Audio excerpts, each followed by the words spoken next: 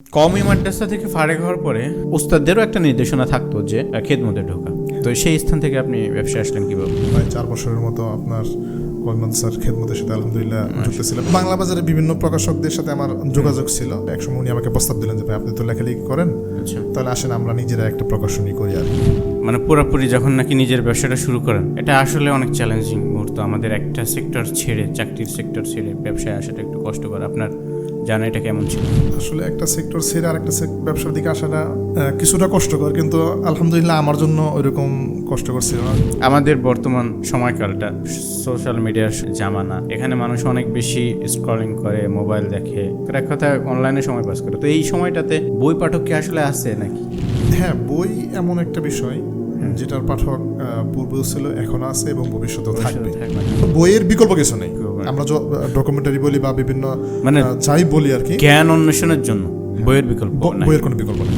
আমি একটা বই সংকলন করেছি, সেটা আমি প্রকাশ করতেছি একটা পৃষ্ঠা। আচ্ছা, একদম শুরু থেকে শেষ পর্যন্ত আমার কোথায় যেতে হবে, কি করতে হবে না করতে হবে, হ্যাঁ। তো অনেক প্রকাশনের অ্যাড দেখা যায় 1000 টাকায় মোটামোটা 3-4টা বই দিতেছে, সাথে খেজুর দিতেছে, টুপি দিতেছে, আতর দিতেছে। কিভাবে সম্ভব?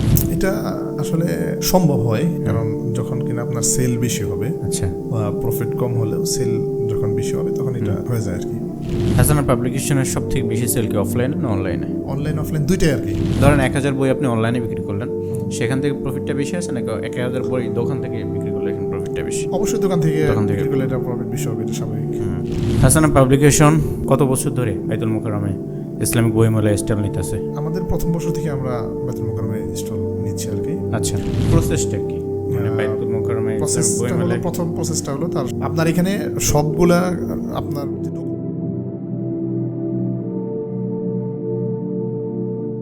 আসসালামু আলাইকুম প্রিয় দর্শক, আজকে আমাদের পডকাস্টের মেহমান হাসানা পাবলিকেশনের সম্মানিত ওনার মোহাম্মদ রাশেদুল আলম ভাই। আজকে আমরা তার থেকে একটা ইসলামী প্রকাশনী কিভাবে চলে আদ্যাপন্ত বিস্তারিত জানার চেষ্টা করবো ইনশাআল্লাহ। আপনার প্রকাশনীর বয়স হাসানা পাবলিকেশনের কত বছর হলো? হাসানা পাবলিকেশনের বয়স 5 বছর অতিক্রম করেছে আর কি। এটা হলো প্রথম যে করোনা শেষ হয়েছিল মে মাসের মেবি 31 তারিখে হবে আর কি।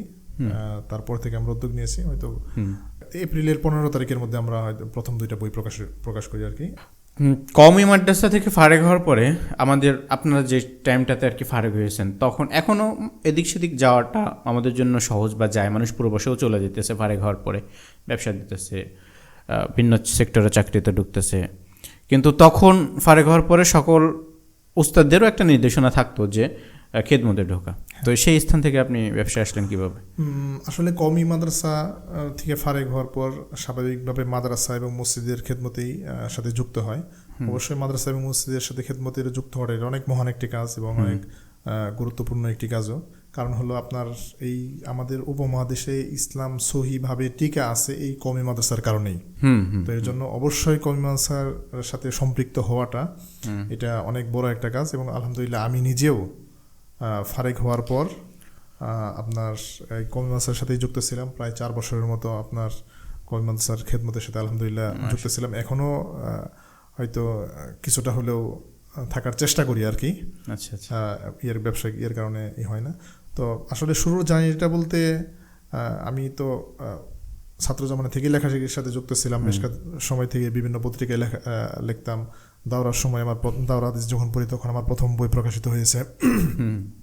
তো আগে থেকে আপনি লেখালেখির সাথে সম্পৃক্ত, আর যেহেতু লেখালেখির সাথে সম্পৃক্ত এই হিসেবে বাংলা বাজারের সাথে আমার বিভিন্ন প্রকাশক, প্রকাশনী এবং প্রকাশকদের সাথে যোগাযোগ ছিল, আসা যাওয়া ছিল। তো যেহেতু বাংলা বাজারে বিভিন্ন প্রকাশকদের সাথে আমার যোগাযোগ ছিল, তো বাংলা বাজারে আসা যাওয়া করতাম। তো এর মাঝখানে তখনকার রোহামা পাবলিকেশনের ম্যানেজার ছিলেন আহসান জামিল ভাই। উনি আমার 1 বছরের সিনিয়র পড়ালেখার দিক থেকে। উনি ফরিদাবাদ থেকে ফারেক হয়েছেন। তো ওনার সাথে আগে থেকে আমার একটা সম্পর্ক ছিল। তো উনি যেহেতু রোহামা পাবলিকেশনের ম্যানেজার ছিলেন, তো ওনার সাথে বাংলা বাজারে যাওয়ার সময় কথাটা হতো। একসময় উনি আমাকে প্রস্তাব দিলেন যে ভাই আপনি তো লেখালেখি করেন, তাহলে আসেন আমরা নিজেরা একটা প্রকাশনী করি আর কি। তো আপনি লিখলেন, পাশাপাশি অন্য লেখকদের থেকে বই আনলেন, আমরা এটা প্রকাশ করলাম। তো এই হিসেবে আহসান জামিল ভাইয়ের হাত ধরে আসলে আমার প্রকাশনটা না, উনি তো রোহামা পাবলিকেশন হাসানা পাবলিকেশন হওয়ার পর উনি সম্পূর্ণভাবে হাসানা পাবলিকেশনে চলে আসছিলেন।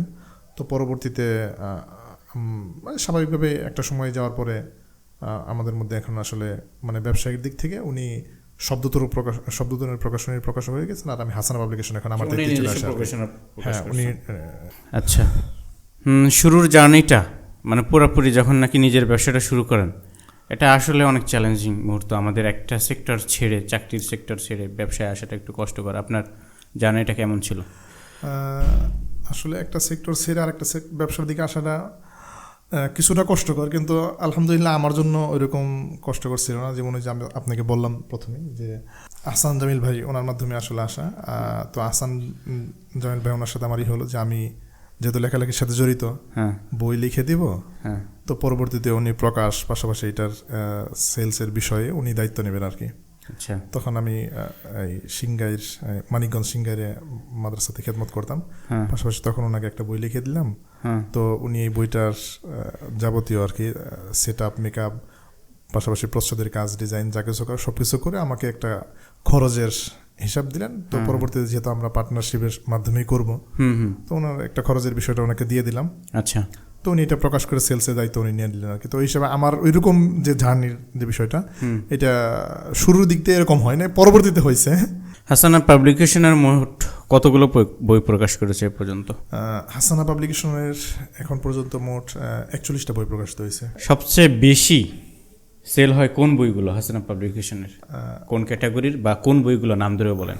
হাসানা পাবলিকেশন মূলত আমাদের শুরু এটা হয়েছে আর কি যুবকদের নিয়ে কাজ করার বিষয়। তো আমাদের সবচেয়ে বেস্ট সেলার বই যেটা, সেটা হলো হে যুবক ফিরে এসো রবের দিকে একটা বই আছে আমাদের। সবথেকে বেশি সেল এটা? সবথেকে বেস্ট সেল এটা শেখ খালিদ আর রাশিদ, সৌদি আরবের শেখ মজলুম শেখ খালিদ আর রাশিদ। উনি এখনো প্রায় 25 বছরের বেশি সময় যাবত উনি সৌদি আরবের কারাগারে বন্দী আছেন, মানে একেবারে সম্পূর্ণ ভিত্তিহীন এবং মিথ্যা মামলাতে। তো ওনার একটা বই হে যুবক ফিরে এসো রবের দিকে, তো এই বইটা আমাদের সবচেয়ে বেশ সেলার বই। এটা প্রায় 15,000 বা 20,000 বেশি হবে আর কি, আলহামদুলিল্লাহ। এরপরে আছে আপনার খলিফাদের সোনালী ইতিহাস একটা বই। খলিফাদের সোনালী ইতিহাসের বইটার কথা যখন বললেন, আমি একটু এটার সাথে অ্যাড করতে চাই। এটা এমন একটা বই, প্রত্যেকটা মুসলমানের বইটা পড়া উচিত। কারণ এখানে হজরত আবু বকর রাদিয়াল্লাহু আনহু থেকে নিয়ে ইসলামের সর্বশেষ খলিফা, তুরস্কের অটোমান সাম্রাজ্যের, ওনার ইতিহাস এটা খুব মানে বস্তুনিষ্ঠ আকারে খুব সুন্দরভাবে তুলে ধরা হয়েছে। তো ওভারঅল যারা ইতিহাস জানতে চান, মনে হয় বইটা পড়া উচিত। হ্যাঁ, মানে এটা হলো মানে এমন একটা বই যেমন আপনার সম্পূর্ণ আমাদের 1300 বছরের সম্পূর্ণ ইতিহাসটা আপনি পড়বেন। 544 পেজের একটা বই। তো এটা পড়া কিন্তু আসলে খুব বেশি কঠিন কিছু না, কিন্তু আপনি বইটা যদি পড়ে যান তাহলে হয়তো 1 সপ্তাহ বা 2 সপ্তাহের মধ্যে আপনি বইটা পড়ে শেষ করতে পারবেন, যদি ভালোভাবে পড়েন। আর এমনিতে স্বাভাবিকভাবে দেখা গেল যে 2 দিনের মধ্যে বই পড়ে শেষ করা যাবে, বুঝে ইতিহাস জেনে পড়লে তাহলে সর্বোচ্চ 2 সপ্তাহের মধ্যে লেগে যাবে। তো এই 2 সপ্তাহের মধ্যে আপনি কিন্তু সম্পূর্ণ পুরো 1300 বছরের ইতিহাসটা আপনি মাথার মধ্যে করতে পারবেন। এবং বইটা সাজানো হয়েছে এইভাবে যে প্রথমে কিন্তু খলিফার নাম, তারপরেই তার মৃত্যু, তার জন্ম, মৃত্যু, এরপরে তার খেলাফতের শুরু এবং শেষ। এই যে এটা মানে প্রথমেই তারিখগুলো দিয়ে একটা পাঠকের মাথার মধ্যে তার পুরো সময়কালটা তার মাথার মধ্যে নিয়ে আসা হয়েছে। এরপরে হলো তার ধারাবাহিক ইতিহাসগুলো বর্ণনা করা হয়েছে। খুব সুন্দর সংকলন এটা হাসানা পাবলিকেশন, আমার সংগ্রহ আছে। এবং এই যে বলেন না যে রিকমেন্ড করার মতন বই, মানে সাজেশন করার মতন বই, এই বইটা অবশ্যই সকলে পড়া উচিত। আমাদের বর্তমান সময়কালটা সোশ্যাল মিডিয়ার জামানা, এখানে মানুষ অনেক বেশি স্ক্রলিং করে, মোবাইল দেখে, ল্যাপটপে সময় পাস করে, এক কথায় অনলাইনে সময় পাস করে। তো এই সময়টাতে বই পাঠক কি আসলে আছে নাকি? হ্যাঁ, বই এমন একটা বিষয় যেটার পাঠক পূর্বেও ছিল, এখন আছে এবং ভবিষ্যতেও থাকবে। হ্যাঁ, ইনশাল্লাহ। এটা কিছুটা প্রভাব পড়ছে, এটা বলা যাবে আর কি। পাঠক অবশ্যই স্থান আছে। হ্যাঁ, হয়তো একটা সময় যে তারা বই পড়ে, আগে যেমন আপনার সে তো শুরু থেকে বই পড়তো, এখন হয়তো বা কেউ বই একটা পাঠক সে আস্তে আস্তে সে এর দিকে চলে যাচ্ছে, সোশ্যাল মিডিয়ার কারণে পাঠক থেকে মানে পড়া থেকে দূরে চলে যাচ্ছে, বই থেকে দূরে সরে যাচ্ছে। আবার অনেকে কিছুটা সময় নষ্ট করার পর কিছু সময় পরে আবার দেখা যাচ্ছে আবার বই দিকে ফিরে আসতেছে। আমি কার যেন একটা আর্টিকেল পড়তেছিলাম, সেখানে তিনি বলতেছিলেন যে বই হলো মানুষের থিঙ্কিং শক্তি, চিন্তার শক্তি, এটাকে বিকশিত করে। যেমন আপনি একটা ডকুমেন্টারি দেখতেছেন, তো সেখানে ধরেন নেচার একটা ডকুমেন্টারি, সেখানে আপনি দেখবেন ও কত সুন্দর, আপনি ওভারঅল একটা ভিউ দেখতেছেন। কিন্তু যখন কেউ বলবে যে অমুক জায়গার এই গাছের পাতা, কত গাছের পাতা সবুজ, তার ফুলটার কালারটা এমন সোনালি, তখন কিন্তু এই যে চিন্তার যে শক্তিটা বিল্ডিং হয় আর কি বইতে। আলহামদুলিল্লাহ আমার ছোটোবেলা থেকেই আমার বই পড়ার প্রতি আলাদা একটা আগ্রহ। এমন হয়তো যে ক্লাসে আমি পড়া বুঝতাম না, অনেস্টলি বলতেছি, শেয়ার করতেছি, যে ক্লাসে আমি পড়া বুঝতাম না ওই ক্লাসে পিছনে চলে যেতাম। আচ্ছা, মানে বুঝতাম না বলতে যে সাবজেক্ট আমার মনে হয় না যেটা আমার কোনো দরকার আছে, বা দেখা অনেক সময় আছে যে হয় না, হয়তো বা আমি অবদ্ধ ছিলাম ক্লাসের ক্ষেত্রে, কিন্তু এমনটা করতাম ওই বই নিয়ে বসে পিছনে বসে বসে এমন কেমন যেন আমি খুব মানে আগ্রহের সহিত কী করতেছি, পড়া ধরতেছি, কিন্তু আমি এনে খেয়ানত করতাম সহজ বসে বললে। বই সবার ক্ষেত্রে হয় এমনটা। এবং তখন থেকেই ভারতবর্ষের গোলাম মোহাম্মদ মুর্তজার সবকটা বই আমি পড়ছি, সবগুলো আলহামদুলিল্লাহ আমার সংগ্রহে আছে। বাংলাদেশের কিছু কিছু লেখকের বই আছে, 100 বছরের ইতিহাস, রাজনীতির, এরকম আরও কিছু কিছু বই আসছে, এগুলো পড়া হয়েছে। মুক্তিযুদ্ধের ইতিহাস নিয়ে পড়া খুব কম হয়েছে বাংলাদেশের, কিন্তু হুমায়ুন আহমেদের সংকলন আবার আমার খুব টানে। হুমায়ুন আহমেদের লেখা আমার মানে রক্তের সাথে টানে কেমন যেন। আমি হুমায়ুন আহমেদের একটা বই 16-12 পড়ছি। আচ্ছা, হোটেল গ্রেবার ইন একটা বই আছে ওনার। তো এখানে আর কি ওই যে উনি আমেরিকাতে যান, সেখানে একটা সংক্ষিপ্ত একটা রোজনামসের মতন একটা লেখা, বেশি বড়ও না বইটা। এই বইটা আমি মানে আমার অনেকবার পড়া হয়েছে। আচ্ছা, যতবার পড়ে বোধ হয়ে থাকে। তো আমি যেটা বলতেছিলাম, এবং নন ফিকশনও পড়ি এখন, বিশেষ করে এখন আর অতটা ফিকশন পড়া হয় না, নন ফিকশন পড়া হয় এবং আন্তর্জাতিক বেস্ট সেলারগুলো পড়া হয়। তা আমি যেটা দেখি, যখন আমি মনে করেন যে হ্যাঁ সময় পাস করতেছি, এটা করতেছি ওটা করতেছি, কিন্তু যখন অনেক দিন পরে বই নিয়ে বসি, মনে হয় জন্য যে আমার আসল কাজ যেটা সেটা আমি করতে বসছি। হ্যাঁ, এবং আমার মাইন্ডসেট যে কোনো বিষয়ে সিদ্ধান্ত নেওয়ার ক্ষেত্রে খুব মানে ডিপলি সিদ্ধান্ত নেওয়ার ক্ষেত্রে সহায়ক ভূমিকা পালন করার বই পড়া। এবং যখন আমি মানসিকভাবে আপসেট হই, আমি মানসিকভাবে পারিবারিকভাবে যে কোনোভাবে আমি অনেক বেশি কষ্ট পাই, আমি হয়তো বা অনেক সময় চিন্তা করি কী করুম, তেলাওয়াত নিয়ে অনেক সময় কী করে সাথে যায় বা যা কিছু করেন না, সর্বশেষ যখনই মনে পড়ে বই পড়তে বসি, 2-4-5 মিনিটের মধ্যে আমার সব কষ্ট দূর হয়ে যায়, কেমন যেন বই আমাকে কষ্ট দূর করে দেয়।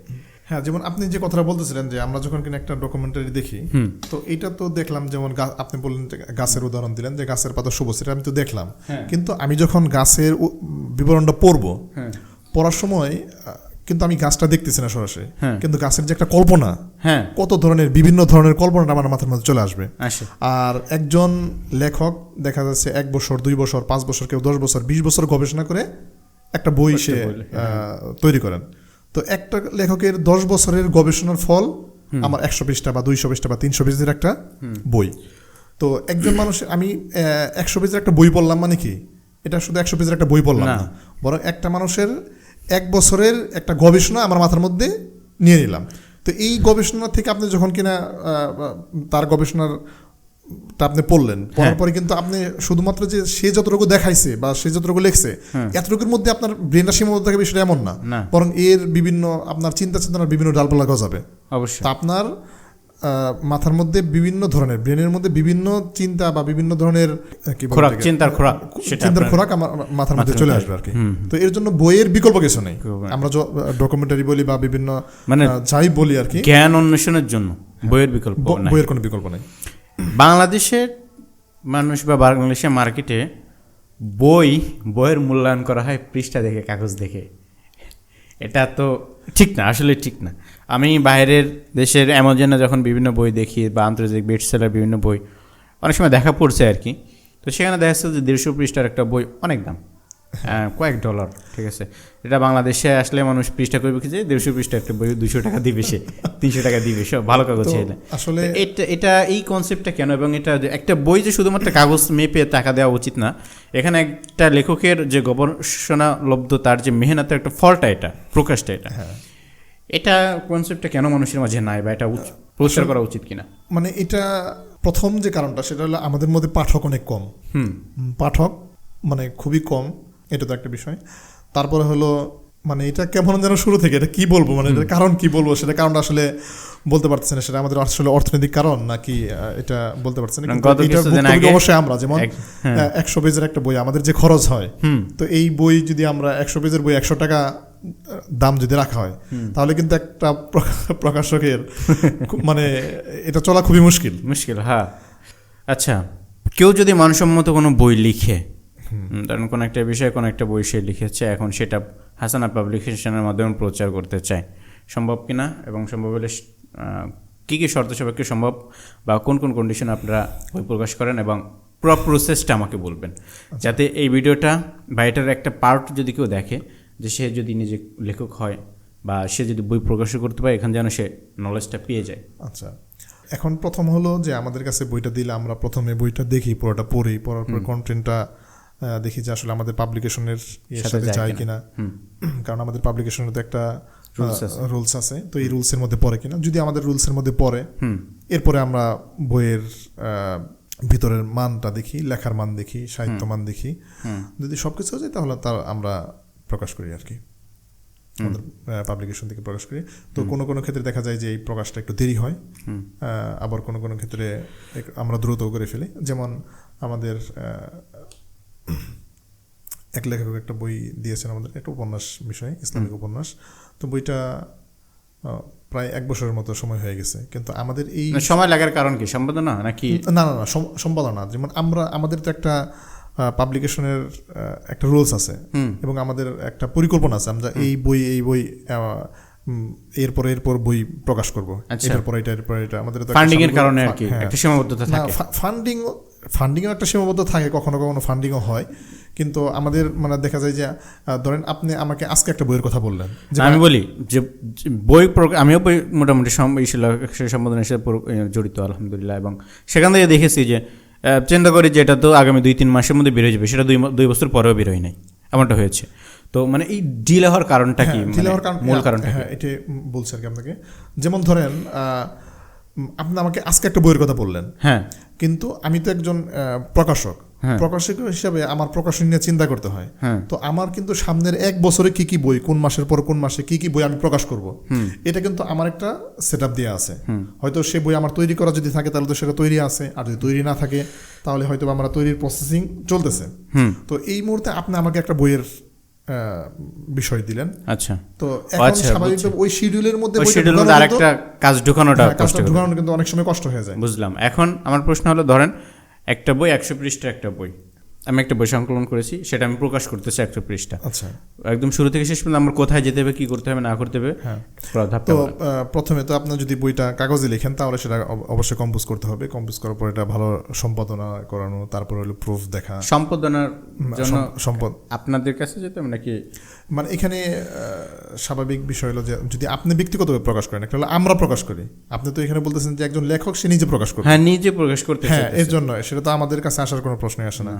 তো সে নিজে প্রথমে বইটা সে লিখবে, লেখার পরে সেটাকে ভালো করে সম্পাদনা করবে। সে নিজেই যদি এতটুকু থাকে, আত্মবিশ্বাস তার মধ্যে থাকে যে না এটা আমার সম্পাদনার প্রয়োজন নেই, তাহলে তো সম্পাদনার নেই, প্রুফ সে সব ওকে হলো।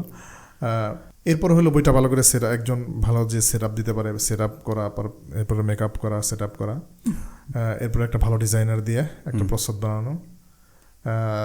এরপর এটাকে বলা হয় আমাদের এদিকে, আগে তো এটাকে টেস্টিং পেপার বের করতে হতো, এখন আলহামদুলিল্লাহ এটা করতে হয় না। এটা সরাসরি আপনার সিটিভির মাধ্যমে প্লেট বানানো যায় আর কি। তো একটা প্লেট বানাবে, প্রেসের সাথে যোগাযোগ করবে, কাগজ কিনবে, ঠিক আছে। এরপরে বাদাইখানা, মানে প্রত্যেকটা সেক্টর ভিন্ন ভিন্ন। প্লেট বানানোর জন্য আলাদা একটা সেক্টর, সেট আপ মেকআপ করার জন্য আলাদা একটা সেক্টর, এরপরে ছাপাখানা একটা, আবার প্রচ্ছদ স্বাভাবিকভাবে দেখা গেলো যে কাবার ছাপানোর যে বিষয়টা আছে এটা ভিন্ন আর একটা প্রেসে হয়। আবার বইয়ের ফর্মা বা ভিতরে যে কাগজ এগুলো আছে, লেখাগুলো আছে, এগুলো ভিন্ন একটা প্রেসে ছাপাইতে হয়। দুইটা ভিন্ন ভিন্ন জায়গায় ছাপানোর পরে এরপর আবার আলাদা বাদাইখানা থাকতে হয়। এরপর আবার দেখা যায় ধাপে ধাপে কাজগুলো লাগাইতে হয়। এরপর দেখে আপনার কাবারের ক্ষেত্রে আবার 3 ধরনের কাজ আছে, 3-4 ধরনের কাজ আছে। আপনার কাবার তো একটা ছাপানো হলো, ছাপানোর পরে এটার মধ্যে এই আপনার ম্যাট করে স্পট করতে হয়, ম্যাট করতে হয়, কেউ মানে কখনো কখনো এমবুশ করতে হয়। ঠিক আছে, যে যেভাবে বইটাকে প্রকাশ করতে চায় আর কি, যত ভালোভাবে করতে হয়। তো এটার জন্য প্রত্যেকটা আবার আলাদা আলাদা সেক্টর থাকে আর কি, ভিন্ন ভিন্ন জায়গায় যেতে হয়। এরপর সর্বশেষ বাদাইখানা, একটা ভালো একটা বাদাইখানা থেকে তদারকি করে বইটা চলে আসবে আর কি। অনেক প্রকাশনের অ্যাড দেখা যায়, 1000 টাকায় মোটা মোটা 3-4টা বই দিতেছে, সাথে খেজুর দিতেছে, টুপি দিতেছে, আতর দিতেছে। কিভাবে সম্ভব? এটা আসলে সম্ভব হয়, কারণ যখন কিনা আপনার সেল বেশি হবে, আচ্ছা, প্রফিট কম হলেও সেল যখন বেশি হবে তখন এটা হয়ে যায় আর কি। আচ্ছা, অনেকে করে। তারপরে আবার অনেকেই দেখা যাচ্ছে যে এটা একটা কিছু ক্ষেত্রে ভালো, আবার অনেক ক্ষেত্রে এটা একটা সমস্যার কারণ হয়ে দাঁড়াচ্ছে। যেমন স্বাভাবিকভাবে তো সবাই চায় একটু ভালো মানের বই নেওয়ার বিষয়ে। তো আপনি ধরেন একটা প্রকাশনীর, আমাদের প্রকাশনীর একটা বই 500 পেজের একটা বই, আপনি এটা কিনতে হবে হয়তো বা 550 বা 600 টাকা দিয়ে কিনতে হবে।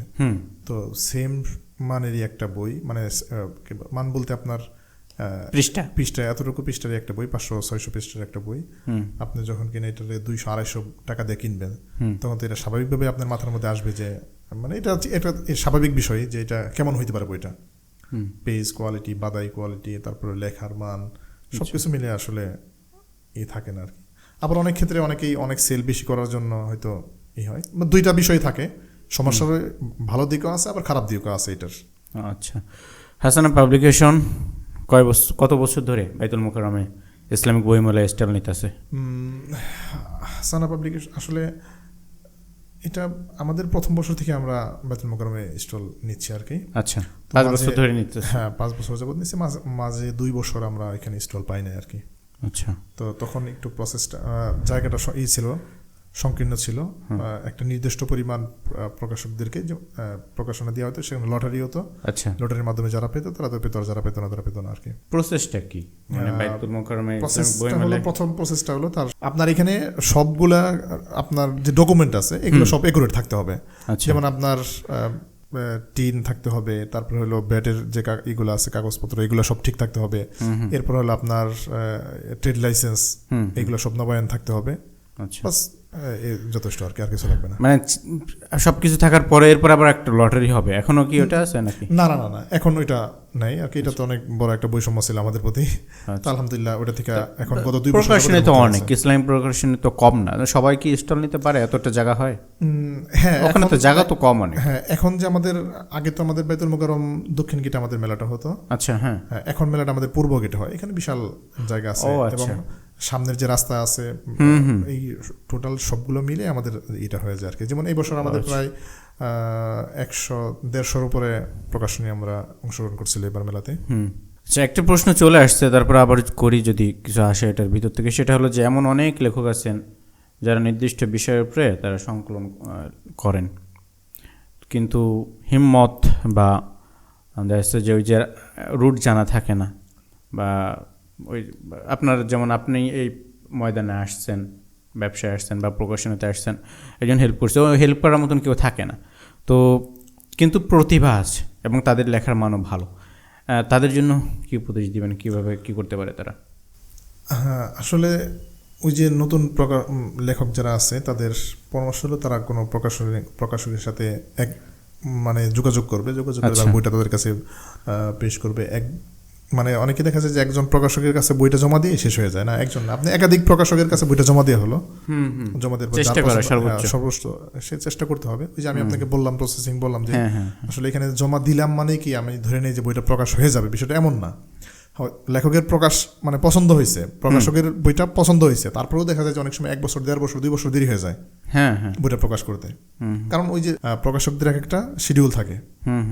তো এই শিডিউল অনুযায়ী বইটা আসতে কিন্তু একটু হয়ে যায়, তো এর জন্য ধৈর্য ধারণ করা, লিখতে থাকা এবং চেষ্টা করতে থাকা আর কি। নতুন লেখকরা কি ভুল করে বেশি, সব থেকে বড় ভুলগুলো কি করে? ওই যে জমা দেওয়ার পরেই দেখা গেল যে আপনার প্রকাশ করার জন্য খুব দ্রুত তাড়া দিতে থাকে আর কি।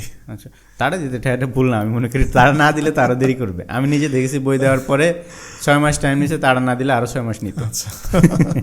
এমনি দেখতে আছে না যে পদক্ষেপ গ্রহণ করার ক্ষেত্রে কোনো ভুল থাকে তাদের? পদক্ষেপ হলো যেমন আমাদের কাছে অনেক লেখক এমন আছে যে উনি কোনো কিছু একটা লেখা তৈরি করে ফেলছেন, মানে কিছু একটা হয়েছে আর কি, তার কাছে মনে হচ্ছে যে না সে অনেক বড় কিছু করে ফেলছে আর কি। আচ্ছা, তো বাস্তবতাটা বুঝে না, তো আসলে প্রথমে তার লিখে যেতে হয়, লিখতে হয়, আস্তে আস্তে ছোট কিছু দিয়ে তার ওস্তাদের মাধ্যমে লেখা সংশোধন করে আস্তে আস্তে একটা সময় পরে যেয়ে তার লিখতে হবে আর কি। এরপর হলো দেখা যায় যে যেমন লেখার ক্ষেত্রে আমাদের অভিজ্ঞতা এবং বয়স পাশাপাশি এই সব কিছু মিলিয়ে আমাদের দেখা গেলো সহজ একটা বিষয় আমরা নির্ধারণ করতে পারি, কিন্তু এক্ষেত্রে আমরা অনেক আমার অভিজ্ঞতার চেয়েও বড় কোনো একটা বিষয় নির্ধারণ করে ওটার উপর লেখা শুরু করে দেই। এটা অনেক বড় একটা ভুল আর কি। আচ্ছা, আমার যে বিষয়ে অভিজ্ঞতা আছে, যে বিষয়ে আমি প্রপার নলেজ আছে সেই বিষয়ে আমার অনেক পড়াশোনা করার পরে এটা হুমায়ুন আহমেদের একটা লেখার মধ্যে আমি দেখেছিলাম, উনি বলতেছিলেন যে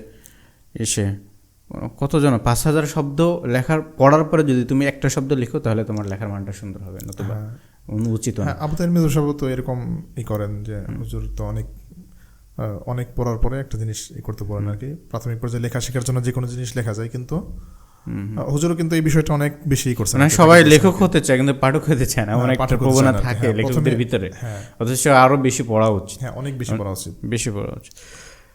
হাসানা পাবলিকেশনের 41টা মোট বই বললেন, এখানে কিছু প্যাকেজ আকারে আছে, আপনাদের ওয়েবসাইটে দেখলাম প্যাকেজ আকারে হচ্ছে। কিন্তু এই প্যাকেজের বাইরে আপনার কাছে একটা প্রশ্ন, যে হাসানা পাবলিকেশনের সব থেকে সেরা 5টি বইয়ের নাম আপনাকে আমার বলে, সবথেকে যেটা হাসানা পাবলিকেশনের সব থেকে সেরা এমন 5টি বইয়ের নাম বলবেন যে প্যাকেজের বাইরে গিয়ে সকলের পড়া উচিত। আচ্ছা, তো এখানে সবার পড়া উচিত একটা বই হলো, আপনাকে প্রথমে বললাম যে হে যুবক ফিরে এসো রবের দিকে। এই বইটা যদিও যুবকদের করা আছে, কিন্তু এটা আসলে সবার পড়া উচিত। একজন রবের দিকে আহ্বান আর কি বইটা। বাবারও পড়া উচিত, সে তার সন্তানকে কিভাবে রবের দিকে নিয়ে আসবে। একজন ছেলেরও পড়া উচিত, সে কিভাবে রবের দিকে ফিরে আসবে। তো এটা আসলে সবারই পড়া উচিত। এরপর আরেকটা আছে আপনাদের ওই খলিফাদের সোনার ইতিহাস বইটা, তো আমরা বললামই যে এটা আসলে বাংলা ভাষায় এমন কোনো বই দ্বিতীয়টা নেই আর কি। তো ইতিহাসের সকল খলিফার জীবনে যেটা একসাথে আছে। এরপর আরেকটা বইয়ের কথা আমি বলবো। শুধুমাত্র এখানে খলিফাদের ইতিহাস থাকে না, কিন্তু এটা শুধু ইসলামের ইতিহাস, মানে ইসলামের ইতিহাস আপনি মৌলিকভাবে জানা, এটা পড়তে হবে। 2 নাম্বার গেল। 3 নাম্বার, হ্যাঁ 3 নাম্বার 10 মিনিটের আমল একটা বই আছে। 10 মিনিটের আমল। আচ্ছা, তো এই বইটা আমরা আসলে দেখা যায় বিশেষ করে আমাদের বর্তমান সময়ে আমরা সবাই মনে করি যে আমরা খুবই ব্যস্ত।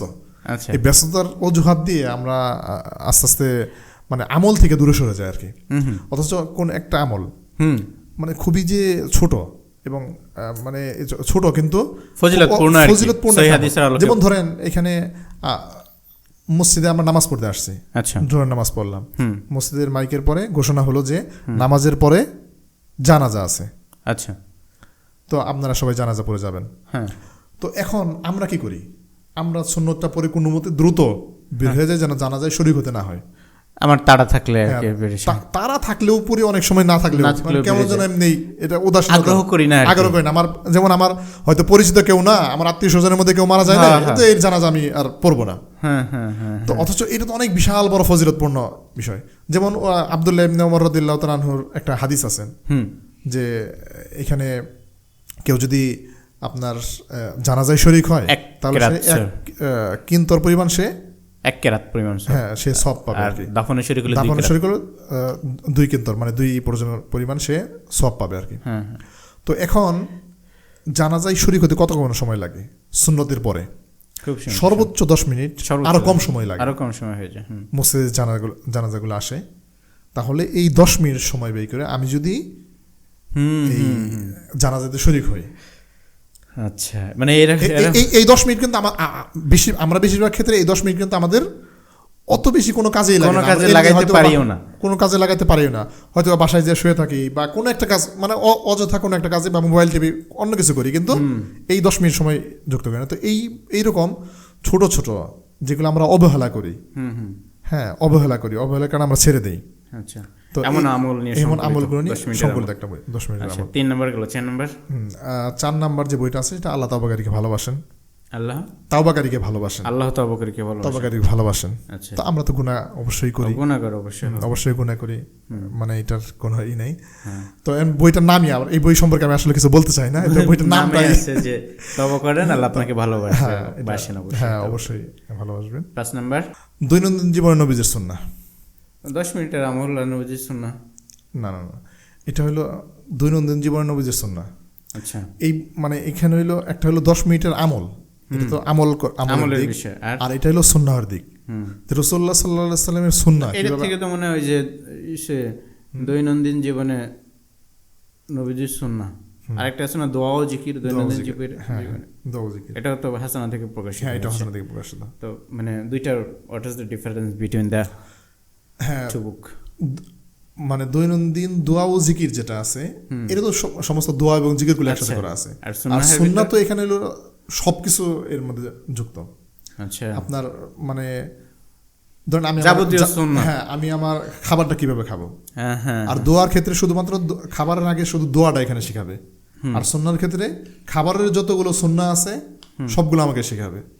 তো এরপরে দোয়ার মধ্যে আপনার কাপড় পরিধানের দোয়াটা পড়া শিখাবে, কিন্তু সুন্নার ক্ষেত্রে আমার দোয়াও শিখাবে, পাশাপাশি কাপড় পরিধানের যত কিছু, যেমন ডান হাত আগে পরা, ডান দিকে এ করা, তারপরে হলো কাপড়ের আগে পরিষ্কার পরিচ্ছন্ন জামা কাপড় পরা, এরপর কাপড় আগে ঝেড়ে নেওয়া। তো এই টাইপের যে সুন্নতগুলো আছে, যে প্রত্যেকটা যদি আমি একটা আদায় করি, স্বাভাবিক জামা তো আমরা গায়ে দিই, তো এখন আমি যদি জামাটা প্রথমে নেওয়ার আগে, গায়ে দেওয়ার আগে একটু ঝাড়া দিয়ে নিলাম, এর কিন্তু একটা সব হইলো, পোকামাকড় ভিতরে থাকলে সেটা থেকেও চলে গেল, আমরা ওই থেকে নিরাপদ থাকলাম। এরপরে ডান দিক, ডান আমরা তো হাত দিই, তো আমি একটু খেয়াল করে যদি আমরা ডানটা দিলাম ইবাদতে পরিণত হচ্ছে, হ্যাঁ একটা হয়ে গেল আর কি। তো এই টাইপের আর কি। ইসলামিক প্রকাশনে এটা ব্যবসাও যেমন, এবং সেটা ঊর্ধ্বে গিয়ে খেদমত। তো আমরা একটা ব্যবসায় রিলেটেড প্রশ্ন করি, সেটা হলো যে প্রত্যেকটা ব্যবসার একটা টার্গেট থাকে, যে আমি এটা করবো, ওটা করবো, 5 বছর এটা করবো, 2 বছর এটা এখানে নিতে চাই, আমার সেলসটা এই পর্যায়ে নিতে চাই। প্রকাশনের ক্ষেত্রে বা ইসলামিক প্রকাশনের ক্ষেত্রে এমন টার্গেট নিয়ে ব্যবসা করা যায় কিনা, বা এবং এটা টার্গেট নিয়ে ব্যবসা করা যায় যে আমি এত ইনকাম করবো বছরে, এভাবে করেন কিনা বা করা যায় কিনা? আসলে এটা তো সবারই একটা টার্গেট থাকে, কিন্তু ওই যে আপনাকে প্রথমে করলাম যে এখন বর্তমানে বইয়ের যে এটা আছে, তো এটা অডিয়েন্সটা অনেকটাই একটু কমের দিকে আর কি। তো এর জন্য আসলে সবসময় টার্গেটটা পূরণ করা যায় না। আর এটা তো স্বাভাবিকভাবে সব, যেহেতু এটা একটা ব্যবসা, দিনী খেদমত তো অবশ্যই, দিনের প্রচার এবং দাওয়ার বিষয় তো অবশ্যই আছে, তার পাশাপাশি হলো এটা একটা ব্যবসার ক্ষেত্রে অবশ্যই এটা অন্য ব্যবসার মতোই একটা টার্গেট থাকে, যে বছরে আমার এত টাকা সেল করতে হবে, এত টাকা তো অবশ্যই থাকে, এবং এই টার্গেট নিয়ে আমাদের আসলে চলতে হয় আর কি, আগাইতে হয়। আচ্ছা, কখনো সেটা পূরণ হয়, আবার কখনো সেটা হয় না, বা কখনো এই টার্গেট বেশি হয়ে যায়। তরুণ প্রজন্ম এখনো বই পড়ে আলহামদুলিল্লাহ, কিন্তু আরও তো অবশ্যই বই পড়া উচিত। তো এই প্রজন্মকে আরও বেশি বইয়ের প্রতি আকৃষ্ট করার জন্য কী করা যেতে পারে, বা কোন ধরনের উদ্যোগ নেওয়া উচিত, কোন পর্যায় থেকে উদ্যোগগুলো নেওয়া উচিত বলে মনে করেন? এই উদ্যোগ আসলে চতুর্দিক থেকে নিতে হবে। যেমন আমরা প্রকাশকরা বিভিন্নভাবে তাদেরকে উদ্বুদ্ধ করব, বই প্রকাশ করবো, ভালো ভালো বই প্রকাশ করব, এটা হলো একটা। তো বাবা মায়েরই হলো যে ছেলে মেয়েদেরকে সোশ্যাল স্ক্রিন টাইমের বাইরে বই পড়ার জন্য উদ্বুদ্ধ করা, তাদেরকে বেশি বেশি বই পড়ার প্রতি উদ্বুদ্ধ করে। যেমন ক্লাসের টিচার, শিক্ষক যারা আছেন, তাদেরও একটা আছে যে তারা ছাত্রদেরকে বেশি বেশি আপনার বই পড়ার প্রতি উদ্বুদ্ধ করবেন।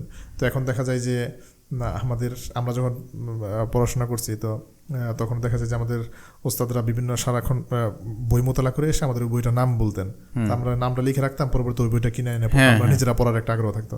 কিন্তু এটা অবশ্যই প্রত্যেকটা শিক্ষকের এরকম করা উচিত। হ্যাঁ, কিন্তু এখন দেখা যায় যে ওস্তাদের স্বাভাবিকভাবে আমাদের সময় আমরা দেখেছি যে উস্তাদ যদি কোনো একটা বইয়ের সূত্র দিত, আমরা সাথে সাথে টুকে রাখতাম, পকেট রাখা হইলে ওটা সংগ্রহ করতাম। কিন্তু এখন ক্লাসের ফাঁকে বই বললে বইয়ের কোনো সূত্র, এমনকি আমি কিছুদিন আগে আমি ক্লাসের ভিতরে বলতেছি যে তোমরা এই বইগুলো পড়ো, মানে নিজেদের আত্ম উন্নয়নমূলক একটা বই বললাম, তো তারা সেটা মানে কেমন যেন পজিটিভলি নিতেছে না, নেগেটিভলি নিচ্ছে না, এটা ঠিক আছে, কিন্তু একটা আছে না আগ্রহ, যে কোন বই কি, আগ্রহটা কম। হ্যাঁ, এই যে এটার মূল কারণ হলো আপনার এই যে সোশ্যাল মিডিয়া। তো এটা থেকে ছাত্রদেরকে অনেক বেশি দূরে রাখতে হবে। আর এটা একটা নির্দিষ্ট বয়স পরিমাণ, তো গার্ডিয়ান যারা আছে তাদেরও সচেতন থাকা উচিত যে ছেলে মেয়েদেরকে মোবাইল হাতে না দেওয়া। আর সরকারের উদ্যোগ নেওয়া উচিত যে এত বছরের আগ পর্যন্ত স্বাভাবিকভাবে কেউ যেন মোবাইল ব্যবহার করতে না পারে বা নেট ব্যবহার করতে না পারে। মোবাইলে তো বই পড়া যায়, সমস্যা কি?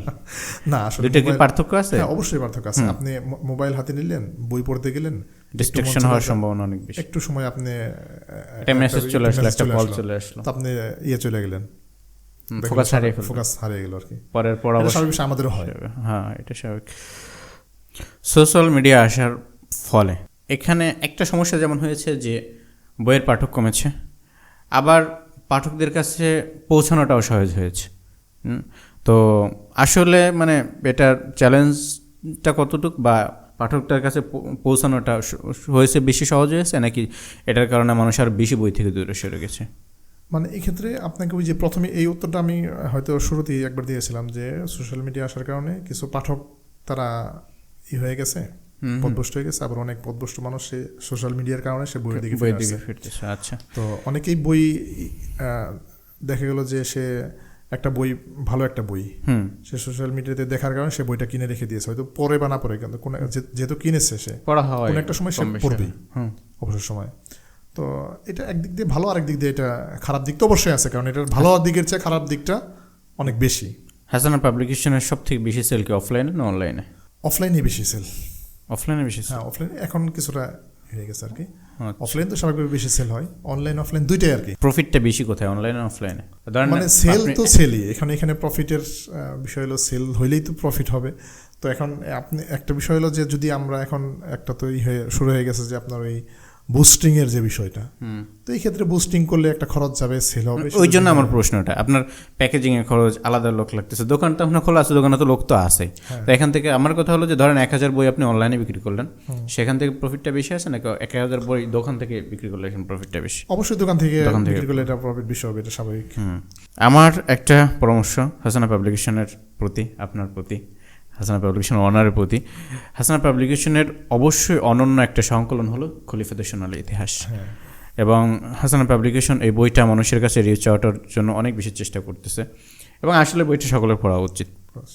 তো আমাদের বাঙালি মুসলমানদের জন্য আমাদের এশিয়া মহাদেশের ইতিহাস, মুসলমানদের এই সাইডের যে ইতিহাসটা আর কি, এশিয়া মহাদেশের ইতিহাসটা এবং দেওবন্দের ইতিহাসটা, আমার বাঙালি মুসলিম দেওবন্দের অবদানটা, এশিয়া মহাদেশে দেওবন্দের অবদানটা কত, দেওবন্দের কী বলো ওলামা ইকরামের অবদানটা কত, এবং আমাদের কাছে ইসলাম পৌঁছানো, এই বাঙালি মুসলমানদের স্বকীয়তা, জাতীয়তা বিষয়ে একটা বই প্রকাশ করেন, চিন্তা রাখতে পারেন।